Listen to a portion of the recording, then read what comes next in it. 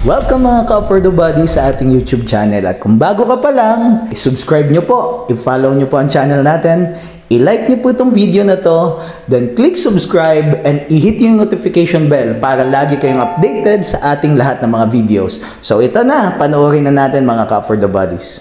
Yes, hello, good morning mga ka-For The Bodies. What a beautiful day. Andito po tayo sa bayan ng Tagkawayan, Quezon.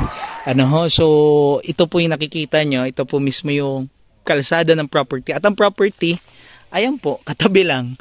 Yan na po mismo. Tabing kalsada po, approximately, may 80 meters frontage po. So, yung daan po natin, mula po, dito po tayo, dumaan po, So, ito po yung dinaanan po natin. Palabas po yan, National Highway po yan, mga ka-farmland po natin. Yan, dyan po, National Highway po yan. So, ito pong kalsada ho natin naman na to, mga ka-For The Bodies. Ito po ay makikita nyo po, non-concrete road pa po. Gagawin po ito na concrete road na po. So mula po kalsada, pumasok lang po tayo ng mga, nasa ilang metro yun? 200, 300 maikli. Malapit lang wala pang kalahating kilometro nasa 200 to 300 meters po yun. So ito po mismo yung property. Tabing kalsada po siya. And marami po mga puno ng mahogany na nakabakod po dun sa property. Yan, medyo masukal lang pong kote, pero yung sukal niya kasi yung mahoganing puno, mga ka-farmland po natin.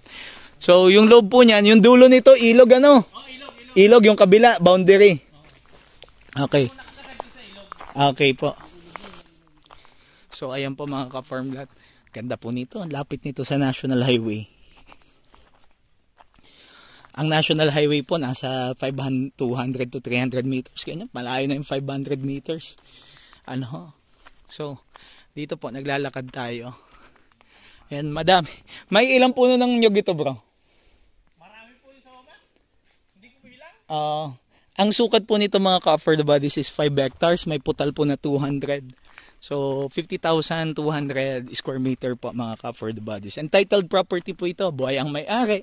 And clean title po siya. Okay. Napakaganda nito.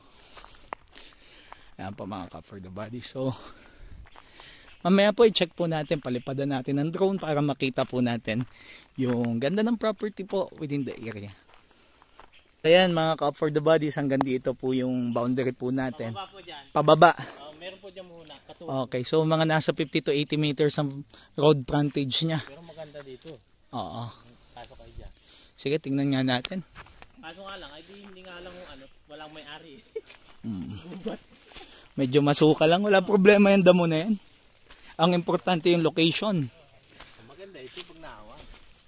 Overlooking siya pag nahawan. Talaga. Ayan, may mga madre cacao na pwedeng gamitin pambakod. Yan, dito sa Ambakod.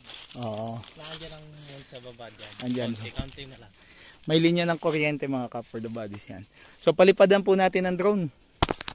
Ayan mga ka-For The Bodies, ito yung area ng property. Yan po yung National Highway and yung Barangay Service Road po natin. So napakalapit po nito sa National Highway. Pag dinrive po natin, nasa 1 minute po yan.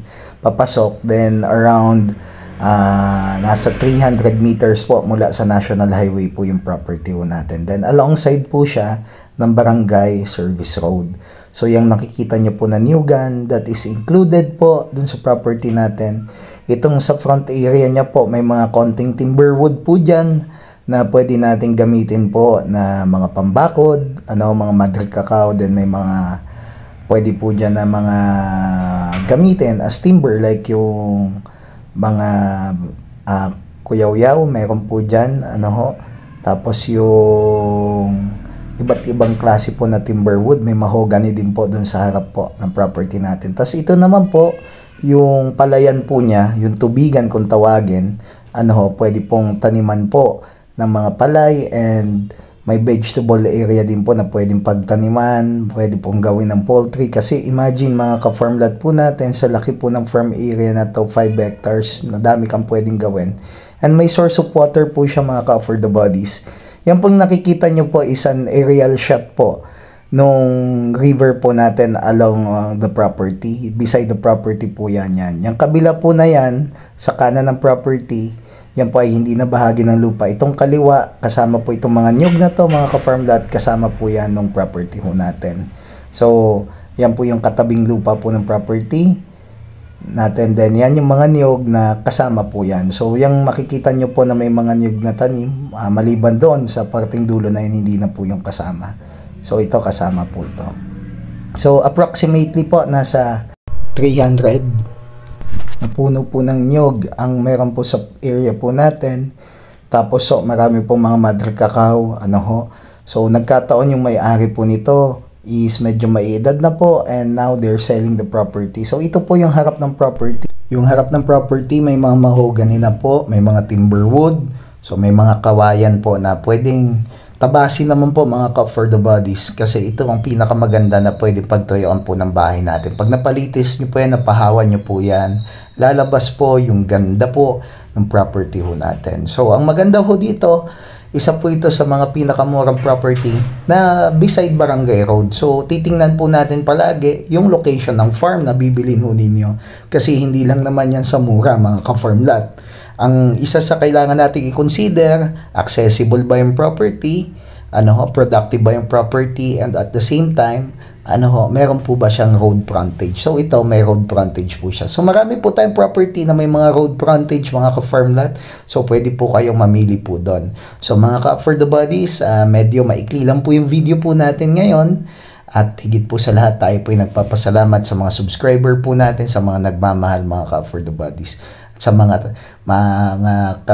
for the bodies po natin na sumusubaybay, ito pong video po na to para sa inyo po ito. Baka ito na po yung property na para sa inyo mga ka-for the bodies. So thank you very much po sa lahat po ng nanonood. So wag po kayo mahiyang tumawag po, mag-message po sa atin. Andiyan po yung contact details natin sa upper right hand corner ng screen. And at the same time, dito po sa ng screen, andiyan po yung mga details po natin, WhatsApp, Viber po natin, and yung Facebook page po natin, and Facebook Messenger. So message lang po kayo. Sa ulitin mga for the bodies, lahat po na ito sa Diyos lang ang kapurihan. See you po sa ating next video. God bless po everyone.